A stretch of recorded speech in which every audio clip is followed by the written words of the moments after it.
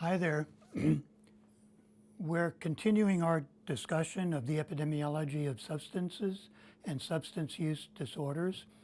And one of the most important things that you're going to learn from this course is how to use a toolkit of different measures and research designs in order to understand how useful data can be produced and applied to the solution of problems that occur with respect to substance abuse. The research designs that we're going to talk about today are classified into two broad areas: experimental and observational. Experimental includes another variant, which is called quasi-experimental, and observational studies are studies where the variables or the conditions are not manipulated a priori, but are observed in the natural environment.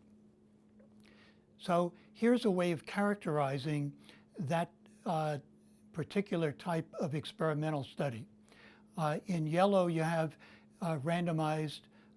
you have experimental studies that translate into randomized control trials and quasi-experimental studies.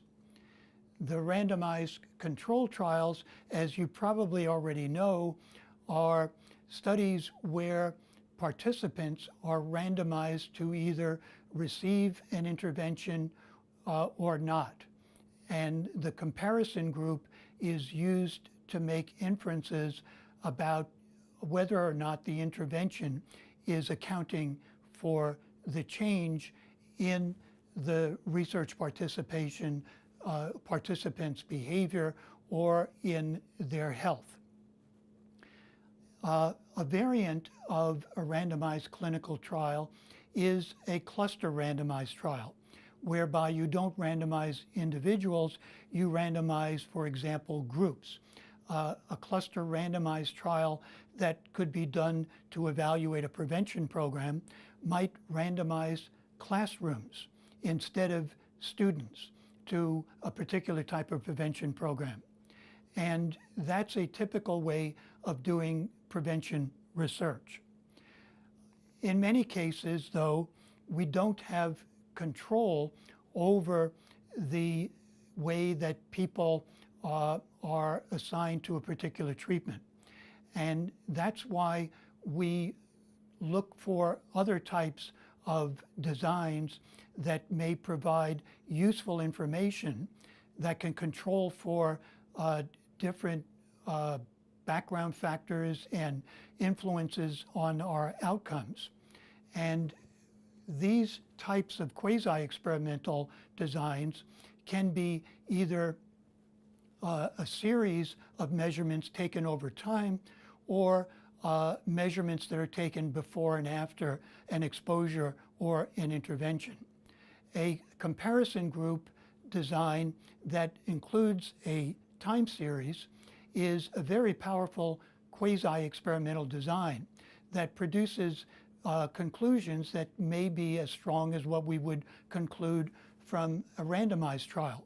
Here's an example of a hypothetical outcome, which is the mean days of work that have been lost to people in a work environment before and after a particular state instituted drug testing in the workplace. So if you start with 1948, you find two groups of people in two different states. These are workers whose absentee rates are being monitored. And what you see over a period of about 10 years is a gradually increasing rate of days of work lost over time.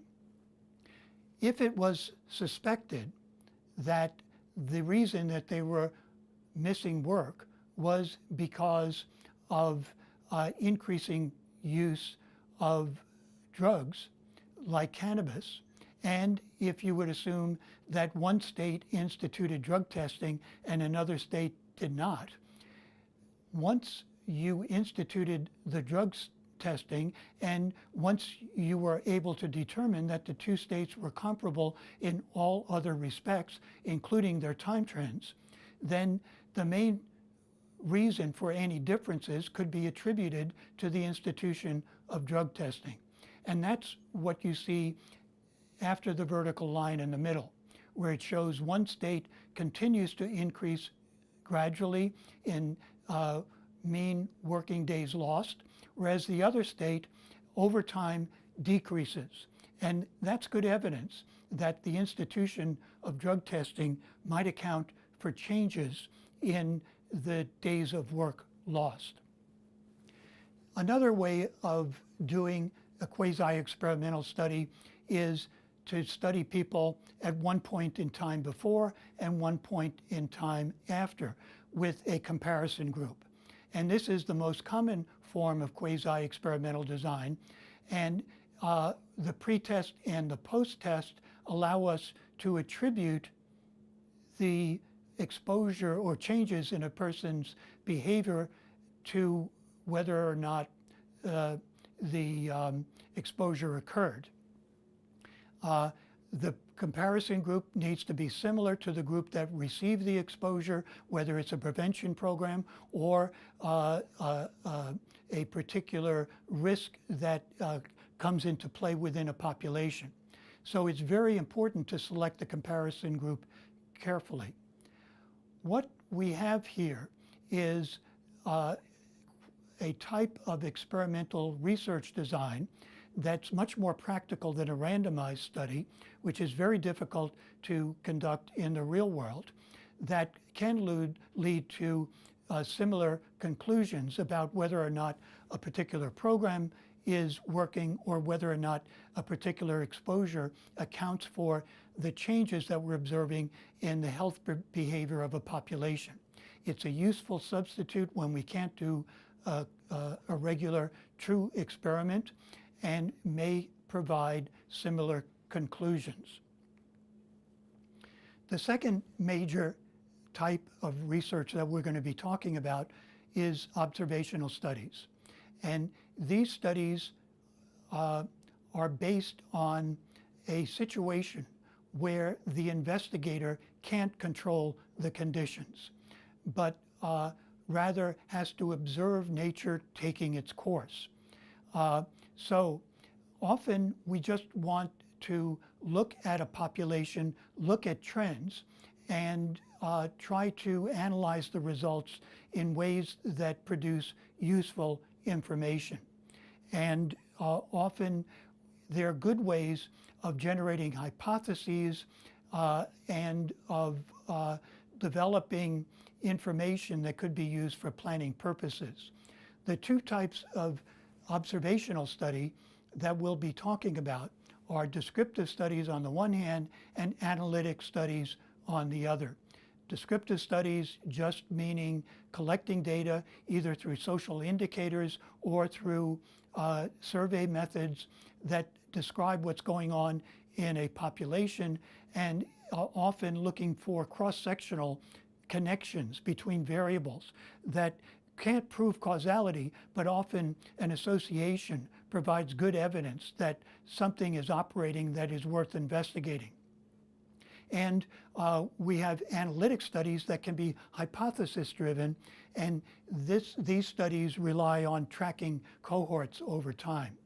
So here we have it, descriptive studies where the aim is describing the distribution of a disease or a disorder or a health-related consequence with regard to people or places or time. And generally there aren't hypotheses proposed. Analytic studies are when we can propose a hypothesis, go to a data set, analyze it, and produce useful information to test the hypothesis. A cohort study is a good example. A study in which a group of people exposed to a factor of interest is compared to another group that's not exposed.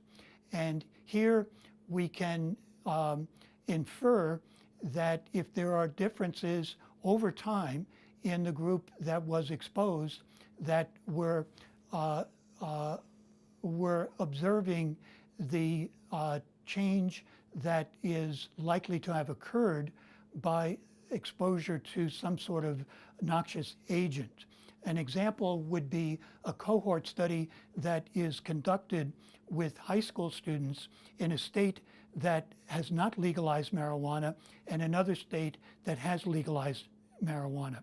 We can track kids in both states at the same grade levels year after year before the institution of the change in one state and after the institution of legalization. And what we're able to do then, when we can compare it to a state where the change didn't occur, is to determine whether that change in the availability of marijuana led to increases in the consumption of marijuana in the legalized state. The difference between this type of study and a quasi-experimental study is that the investigator is not controlling whether or not and when to institute the change. We're just observing how that change occurs over time in a comparison group. So here's a diagram of a cohort study that shows people exposed to the change and people not exposed. We measure outcomes in both groups.